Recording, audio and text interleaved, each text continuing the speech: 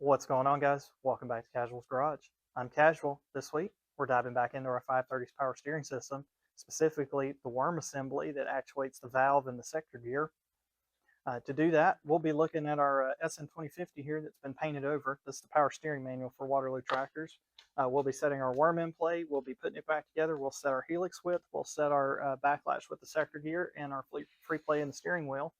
So if that interests you, stay tuned.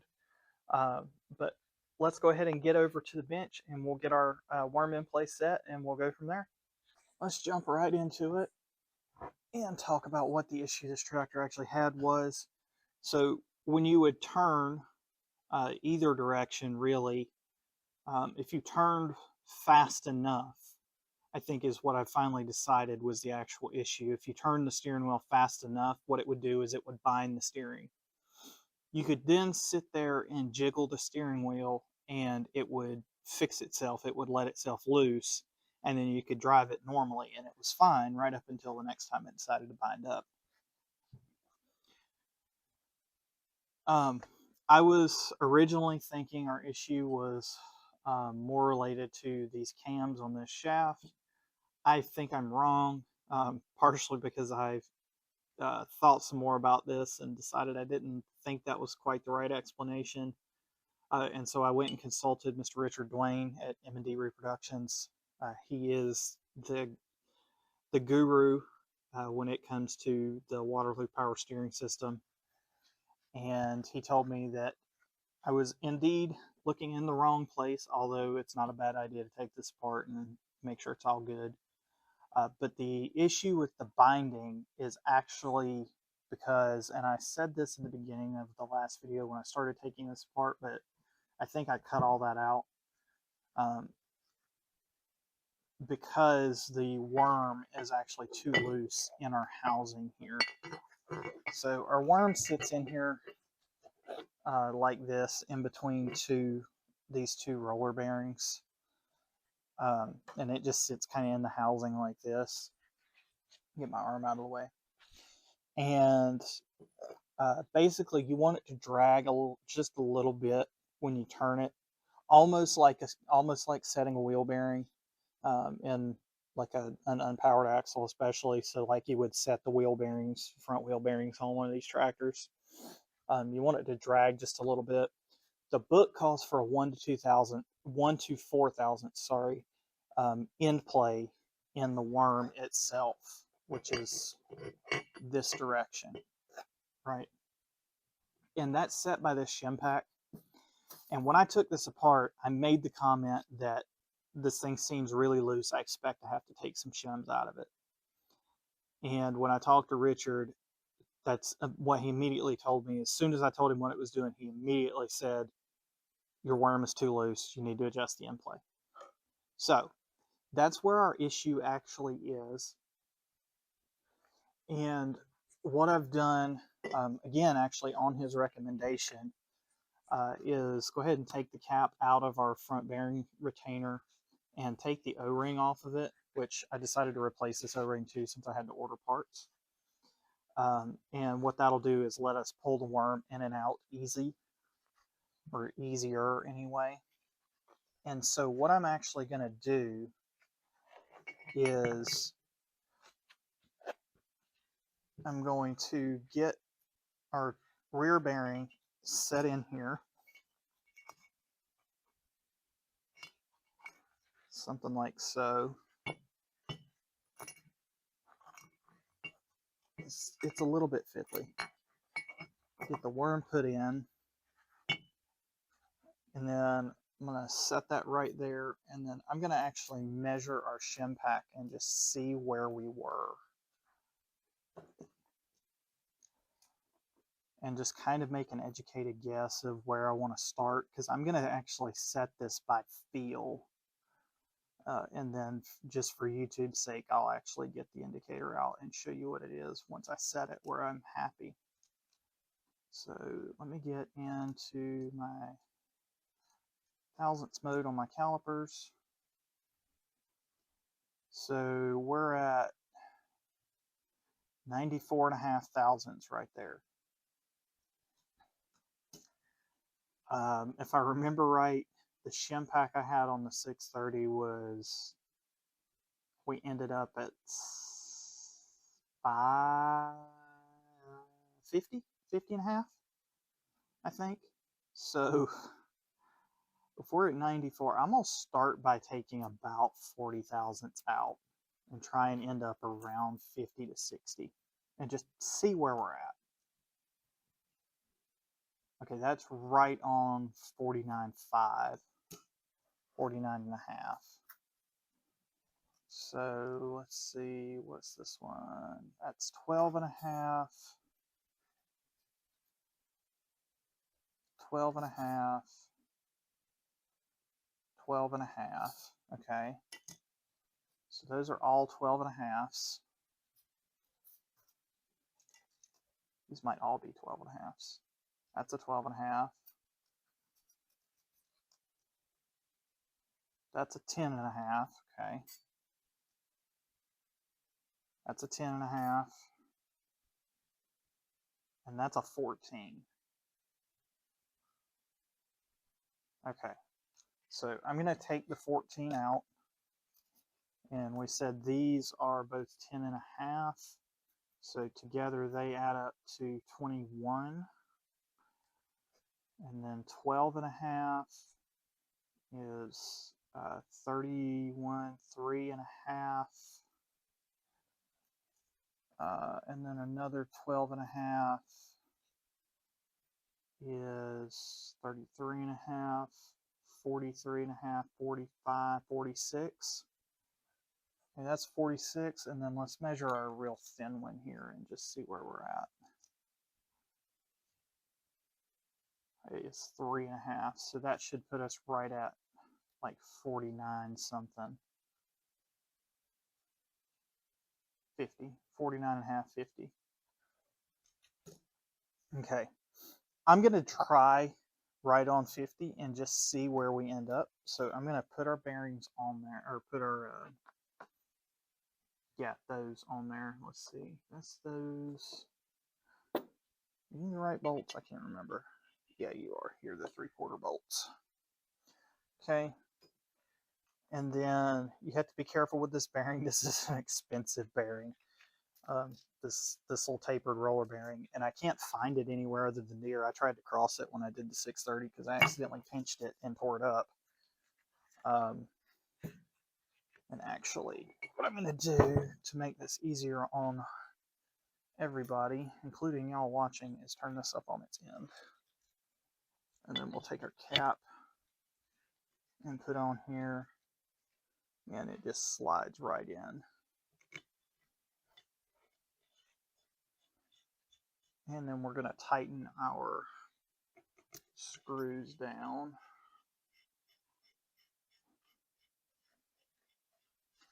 And I think I walked off with my 3/4. In fact, I know I did. Let me go get that right quick. Just for time's sake, I'm going to use an impact. I'm not going to hammer on it. Bearings set in there nicely. I'm just going to snug it down. Just like that. And now I'm going to take our worm and set it down. Roll it to get our bearings set.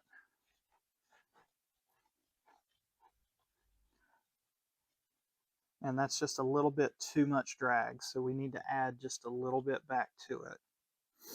So if we're at 50, we've got two 12 and a halves and a 14 that's been up that I would rather not use. And worst case, I'll have to order some other shims, which would be unfortunate, but it is what it is. Okay, so let's see what these are. Okay, these are 11s, or 10 and a halves. Okay, so I've got two 10 and a halves to work with, which should be good. We're set fairly tight there. We've got a pretty decent preload on that bearing, or on those bearings. So what I'm going to do is pop that back off, and let's see if we're at 50. Let's take let's take the thin one out, which was 3.5. We'll add a 10.5. That should add what, 7 odd thousandths to our shim pack, and we'll see where we're at.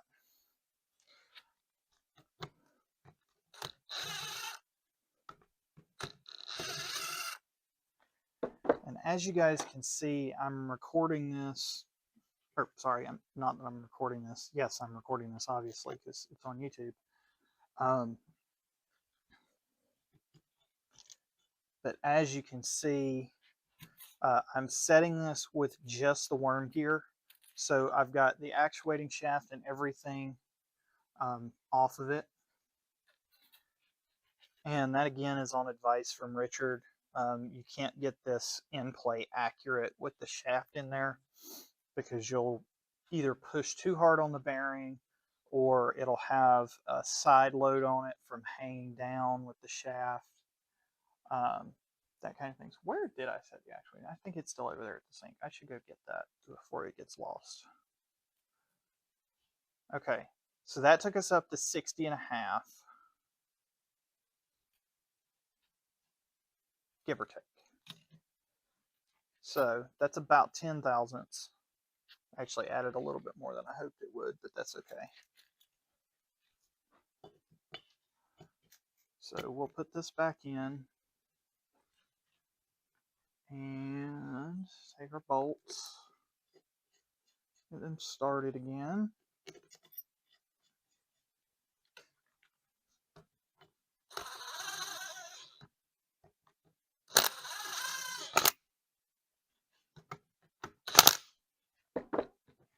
Okay, flip it over and get it worked in here.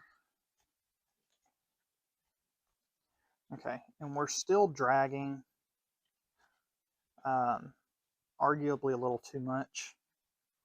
I'm having to turn that pretty hard, even once I get the bearings worked in. So if we're at 60,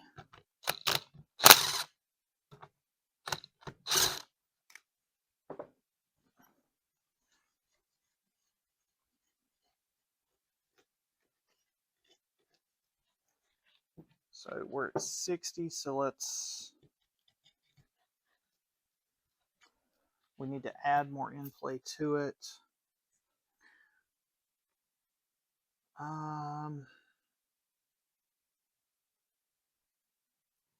Let's go with our one more new 10.5 and see where that puts us, because ultimately that's 5 thousandths off from where these two shims would be, roughly. I know my measurements aren't 100% accurate. That's not the best pair of calipers in the world. Okay, get our cap back on.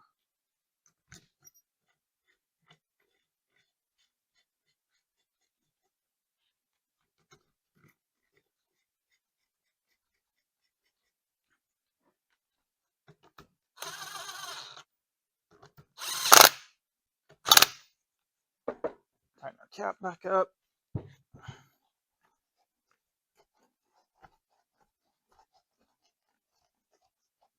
Get our bearings worked in.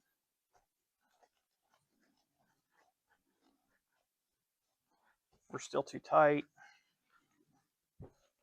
So we're just back and forth, back and forth. I may end up time-lapsing some of this just so you don't have to watch all of it.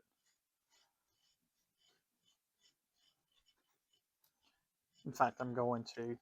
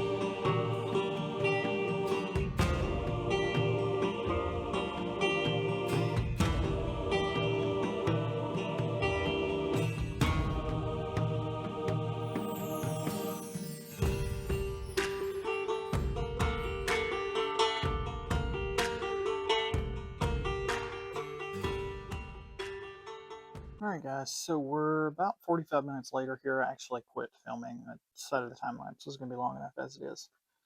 But if I turn it, it turns easily by hand, but it doesn't free roll. And if I come in here, almost like you would pet a cat or a dog and roll it, it rolls easily, but not too easily. And so we ended up actually taking, let's see, we ended up actually taking, you can kind of see that, 22 to 23 thousandths worth of shims out and putting in one 10 thousandth shim. So ultimately we took 13-ish thousandths out, which was basically splitting our thickest shim here, which was about 15, was basically splitting that. I'm not even going to worry about trying to show you guys the indicator. I threw it on here and I have actually no in play right now. With the shims I've got, that's the closest it's going to get, and it is, I think, very acceptable right there. So we're actually going to leave it right there where it's at. Alright guys, so we're like 2 weeks later. Parts are finally here. Lots happened. We got 2 new tractors here. The 50 and the Super C are here finally. 530's got new manifolds on it. It's got a new temperature gauge.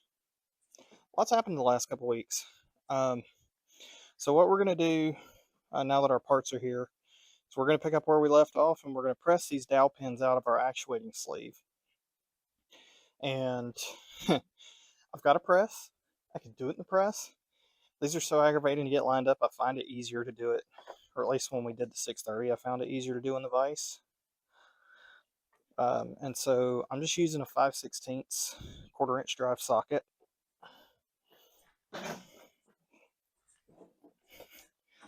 As a driver.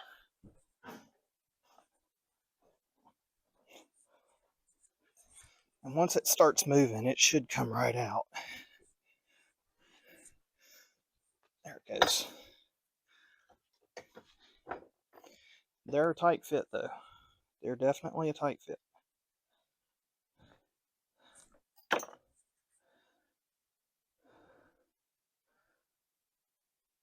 And now my socket wants to be stuck, which is fine. We'll get to it in a second. But I'll show you guys here what we've got. So let me get around here where I can make sure I'm showing you what we're looking at. So these are our dowel pins. So it was pressed in. This would have been the top. This would have been the part inside the actuating sleeve.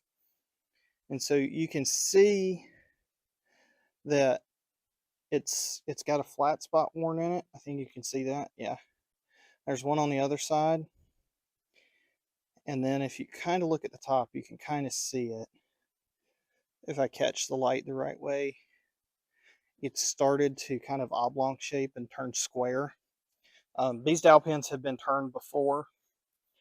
A lot of people, what they do when they rebuild these is press the dowel pins out and turn them 90 degrees, which is perfectly valid. You don't want to turn them over, because then you don't want to turn them 180 degrees over.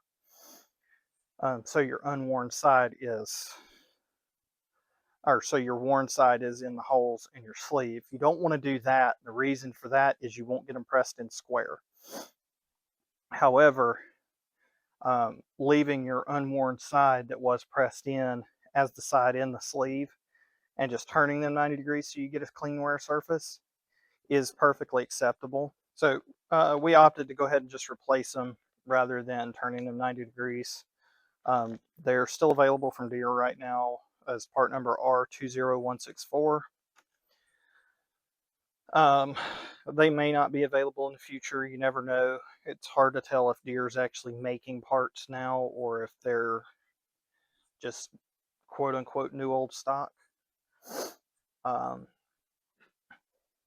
if they aren't available in the future, my best advice would be to get a new actuating sleeve from Green Parts of Virginia.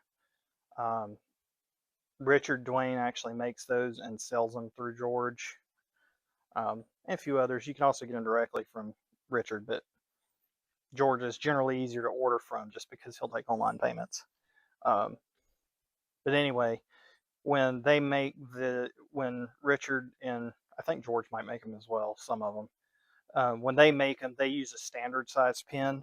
I think they're a 5/16 pin. So they use a standard 5/16 pin instead of Deere's, which is very, very slightly by a couple thousandths oversized. And so therefore is not a standard pin and it's hard to find. Knock my socket out. Make sure I didn't move you guys out of the frame. Okay. All right, so I got my socket freed up. Ready to punch the second pin out. And we're out. So there's our second one.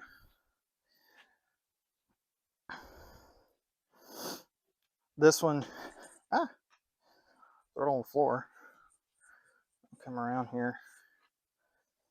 This one, if I get my big finger out of the way, get my big thumb out of the way,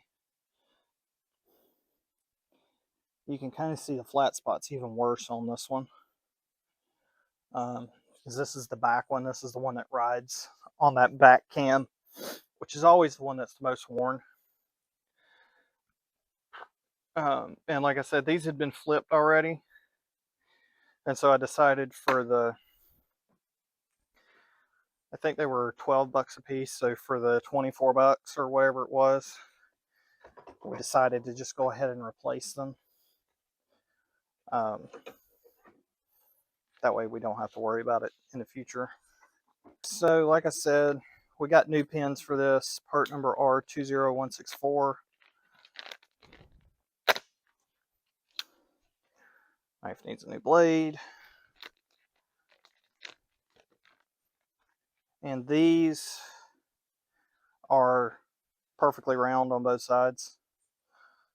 And I'm going to take just some, if there's still oil in my can, there is. So these are perfectly round on both sides. And so I'm going to do exactly the same thing. We're going to push them back in.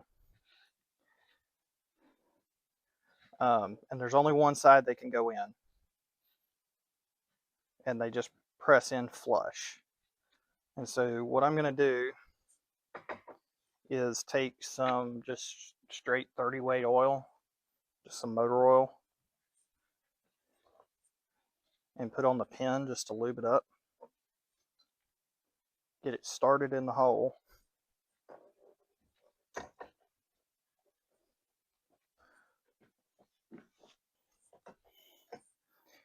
And there we go.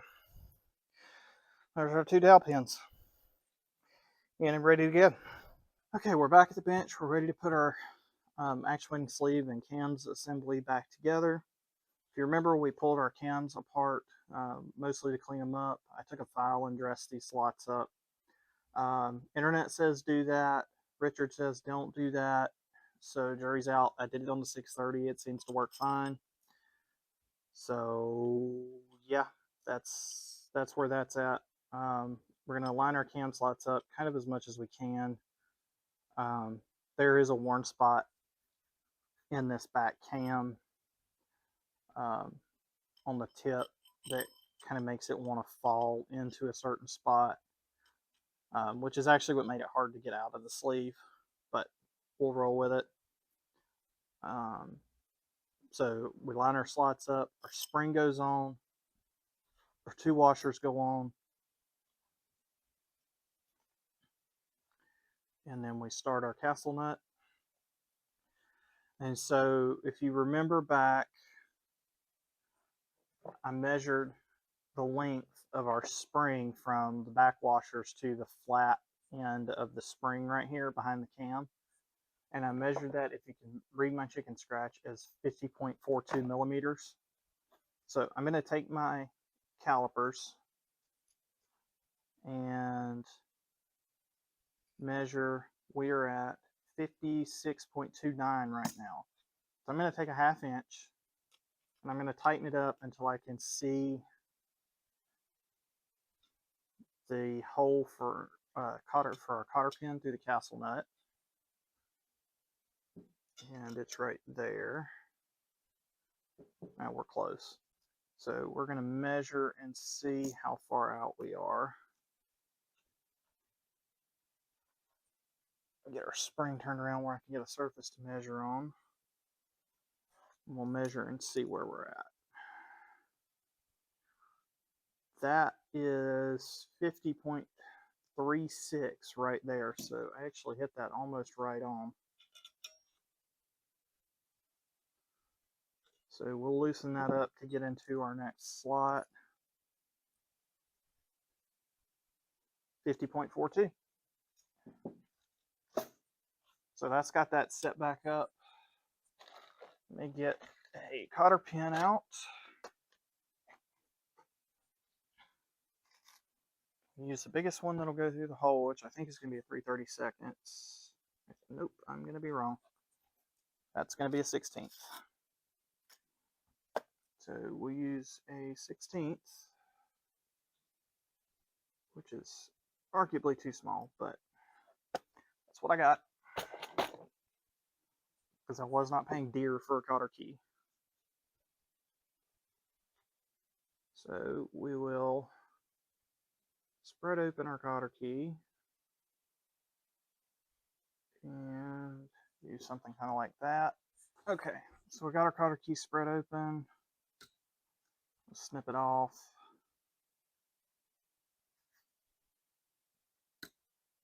Something sort of like that.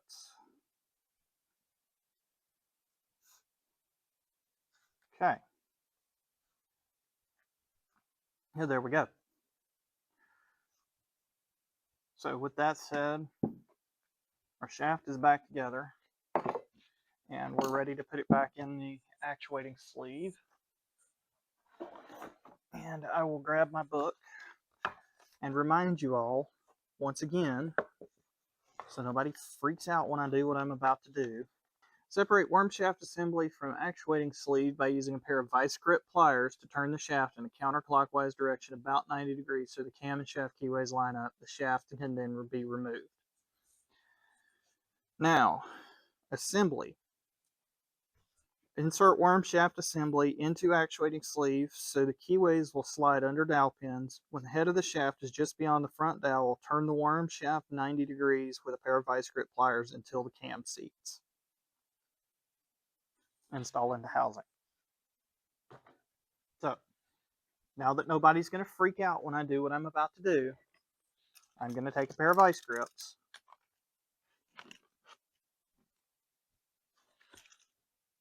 Clamp it on our shaft. And slide our shaft back in here.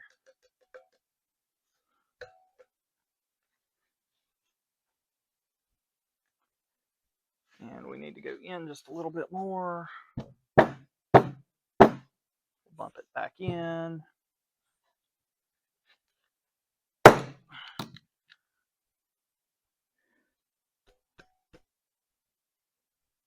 There we go. It's going to need to bump back out just a little bit.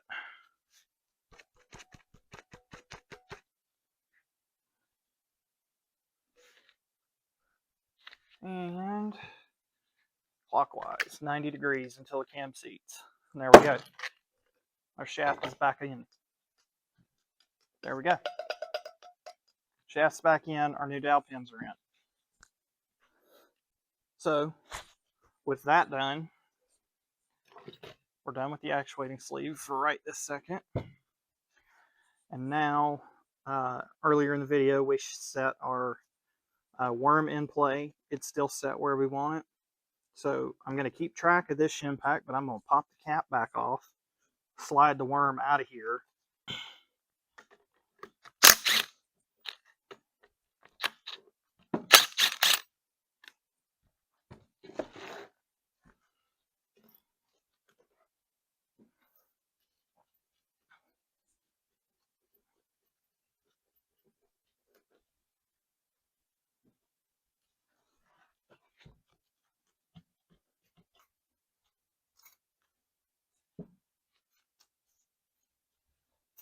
So we'll keep track of our shim pack.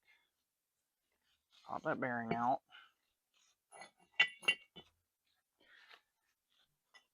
Let's set that off to the side. All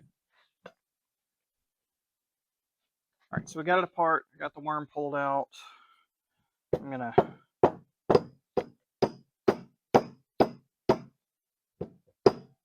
see if we can seat our key a little better. There's our key slot in the worm. Slide it down, get it lined up. Give it a couple of taps just so we know the key is seated. There we go. So now we go back to our housing. We put the rear bearing in. Slide our shaft assembly in. I knock a socket over.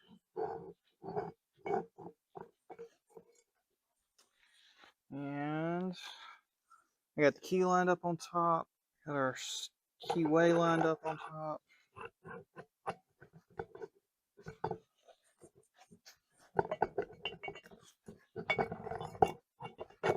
There we go.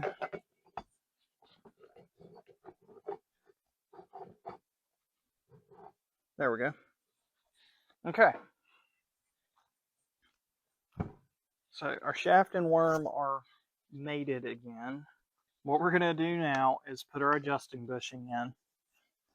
And if you can see, it's threaded on both the inside and the outside, which makes this bushing very, very fiddly to put in.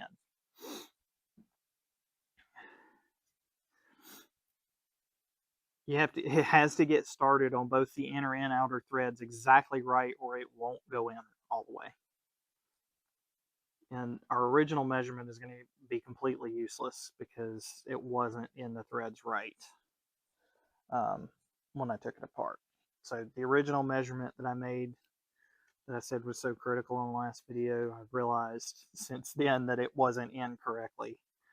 And it's basically useless. So we're going to have to actually indicate this out once we get it on the tractor. So we'll get it to a point that we have zero lash, or zero in play, sorry, in the shaft. We'll get it to a point we have zero in play in the shaft once we get it together. Or when we get the bushing in there, we'll lock it down there, and then when we get it back on the tractor, we'll set the indicator up and actually indicate it.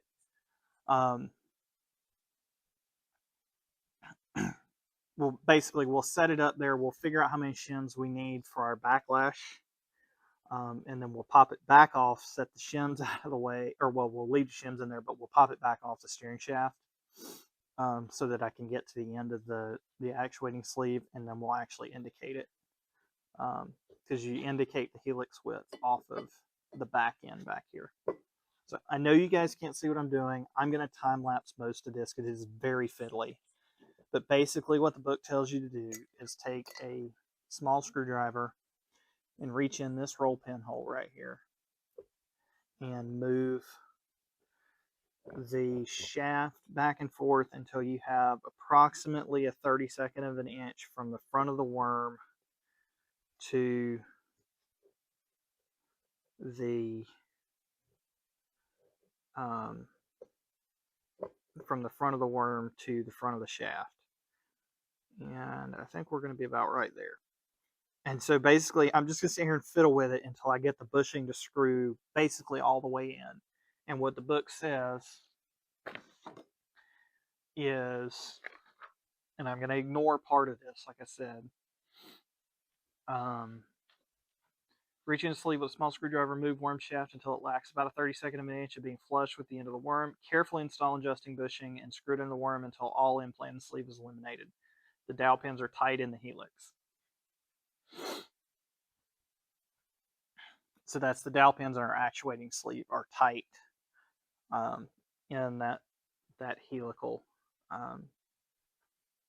shaft in there. And so then we're going to measure how far the adjusting bushing protrudes from the worm. That's the part we're not going to do. The reason being is, like I said, I know we know this measurement is wrong just because of the way it was put in. So I'm going to fiddle with it until we get the correct threads in, and I'll be back. So we're going to set the helix right there for the moment. And then we're going to take our lock bushing and just for now, thread it in. It is a 5/16 Allen, and just going to thread it in. We're not going to tighten it down for the moment. We're just going to thread it in and let it sit right there. And we're going to leave the helix width right there for the moment. So next up, we're going to go back to our cap. We should be done taking it off now, we hope. And I got a new O-ring for it because it's supposed to be round. This one is square profile now. So F1649R is our part number. So I'm just going to take a little bit of 30 weight, just straight 30 weight motor oil, and just leave that O-ring a little bit. And roll it right down on here. Take my little screwdriver and run around. Oh, why I'm doing this with a screwdriver? I have O-ring spoons.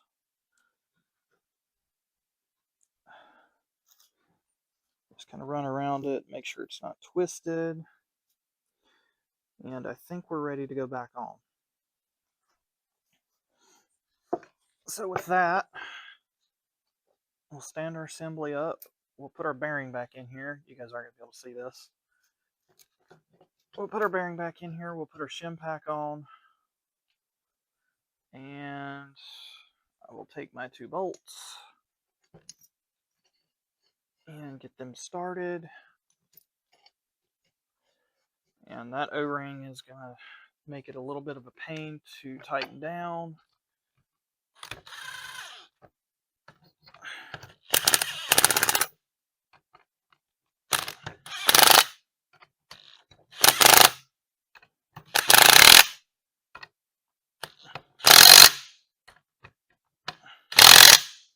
Okay. So there's our worm assembly. Roll it and get the bearings to seat. So with that, our worm is reassembled and ready to go back on the tractor. I'm going to wait to put the cap back on it. Okay, so we're ready to go back together, or at least set our backlash anyway. I measured our old shim that came off from between the worm and sector gear. That measured right at 18 thousandths. So that was a single shim, so that was an older, thicker shim, possibly one somebody made. It's hard to say. So we're going to go back with 2 7.5s right now. We're going to go to 15 thousandths. We had a little bit of backlash in here anyway, so this will take some out, and then we'll measure it. We'll figure out where we're at. But we're going to start with this. Worst case, I've got some 4.5 paper shims I can add in on top of these vulcanized and get us back up to that 19 thousandths range. So, this is going to be fun. I hate this part. I'm going to stick a bolt through here. Actually, I'm going to stick a couple bolts through here.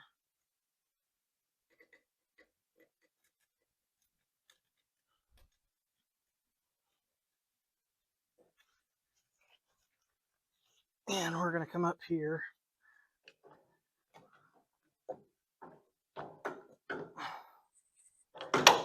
Well, I say that.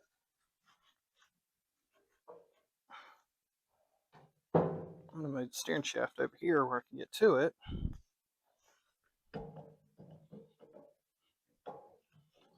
And we're going to get splined up to it. Bring it back in place.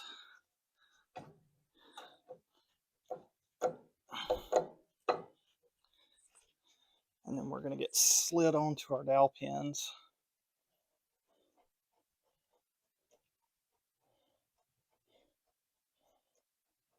Okay, so we're on.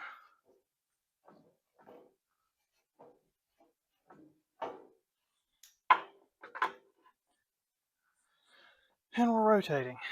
So if you watch right here, you'll be able to see the actuating sleeve move kind of before the worm does. So you can see the sleeve is moving before the worm does. That's those cams moving into their spot. And then you have manual steering for just a second as you overcome the cams, and then as soon as you overcome the cams, it starts to move the valve, which would be right here. That's what the actuating sleeve actually does, is move the valve back and forth. Once you overcome the cams, it starts moving the valve back and forth, and that's what actually provides your power steering. All right, so we got our worm back on. We're attached to the steering shaft all the way back. Our keys are in.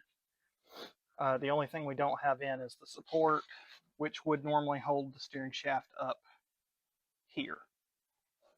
For the moment, we're not going to worry about that because we're just worried about setting our backlash.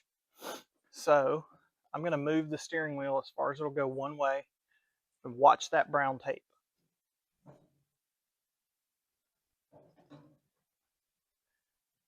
So there I've got manual steering. So they say you want this backlash to be 3/8 to 3/4 of an inch measured at the rim of the steering wheel. So I'm actually going to take a shim out and we'll see what that does. We're as close as I can get now. I'm all the way down to a single 4.5 thousandths paper shim, which is the thinnest shim I have, and there's got to be something in there. So we're as low as I can get. So right where my finger's at, pay attention to this brown tape.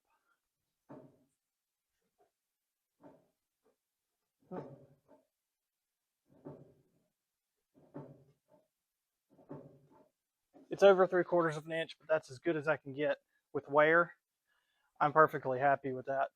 So we're going to go with that. So what we're going to do next, finish setting our helix width, which is this adjusting bushing up here. So I'm going to pop this back off, pull the steering shaft loose so it's just the worm, and set it back up here and set the indicator up. So I'm going to stand behind the camera and talk you through the setup here, and then I'll move you where you can hopefully read the indicator. So what we're measuring is the end play in our actuating shaft. If you remember how this is set up from earlier in the video, there's an inner shaft and then the actuating shaft, and there's the set of cams in there, and the shaft that the cams are on is threaded. So then we have our threaded bushing up here that is in both the worm, that's threaded into both the worm and the inner shaft in the actuating sleeve. That threaded bushing will pull the two basically together and reduce the end play in our actuating sleeve. So the way the book tells you to set this up is exactly like I've got it. Measure the end play off the back end of the actuating sleeve. and then you adjust up here. So what we're aiming for is 1.5 to 2.5 thousandths of in play. It's very precise. My indicator is not that precise. So what I'm going to go for is 2 thousandths or slightly less. Above 1, less than 2, that's what I'm aiming for. But I'm going to aim for right around 2. And the way the book tells you to measure it is to hold the worm still and slide the actuating shaft backwards and forwards. You can see the indicator moving over there. I checked it before I started filming. It's at like 6 to 8 thousandths right now. So I'm going to move you guys where you can see the indicator, and we will get started trying to adjust this, and then we'll lock it down. Unfortunately, I can't get a lateral grip on the shaft with you guys right here where you can actually read the indicator. So I'm going to have to move you guys over here.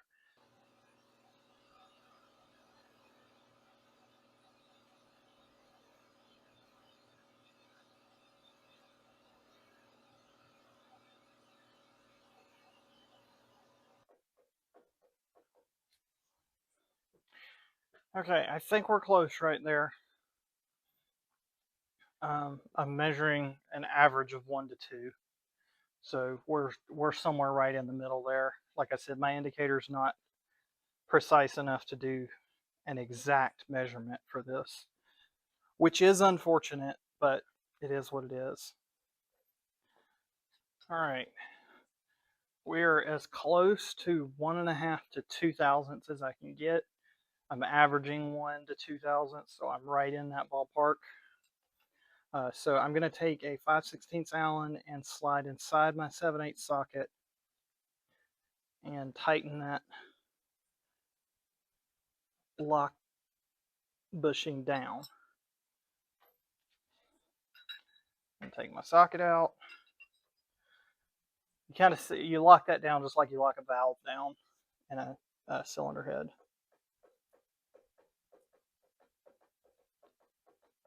Yeah, 1.5 to 2 thousandths. So we are done up here. Finally. It's a long road to hoe to get this piece set correctly. But we're done. We got it set.